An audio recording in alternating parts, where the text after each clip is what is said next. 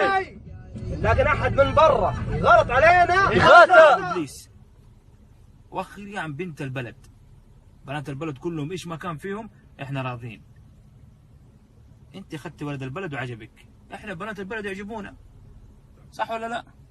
هيا ابحث من هنا. إلا بناتنا يا هي خطنا أحمر، ومن يبغى يضرهم حنا نربيه، ومن عادى شعب سلمان يخسر، ومن عادى شعب سلمان يخسر. ضخ الحاجة بدقق شمر الداي علم عنك. الغيرة يا ابوي، اضغطي على نفسك. تذكر ان ورا البنت ذي وورا كل بنت شعب. كل يوم يجي السب في بناتنا يجي الرد بردين، الا بنات تهبين وتخسين تاصلين لنعول غامدية أو نعول أي سعودية. هذه رسالة جتك من بدو الأردن. اللي يحق لي أتدخل فيه شيء واحد، لما تجي تغلطي لا تغلط على بنات السعودية، بعدين سوف أخذ حقي بالقانون.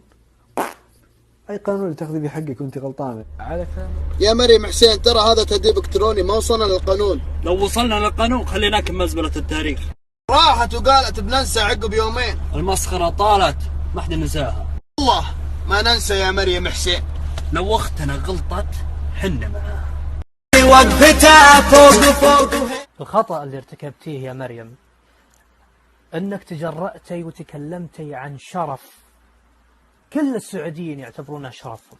المشكلة انك انت سلعة تباع وتشترى. قبائل السعودية والسعودية كلها ورا البنت، ويكون بعلمك بنات سعوديات متربيات احسن منك بمليون مرة. انت اللي المفروض تراقبين ويشوفون اهلك جوالك وكل الامور اللي تسوينها.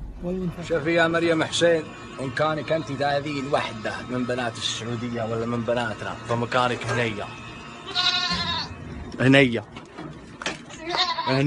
شايفه عندك كويس. فتتحدثي عن الشريفات العفيفات؟ دماغك بحجم حبة الزيتون لا تستطيعين التفكير فيه، فقررت أن تبيعين جسدك أمام الشعوب جميعها لكي تكسب القليل من المال. عندما كسبت المال والشهرة من خلال جسدك العاري تحاولين المساس بفرد من شعبنا الغالي.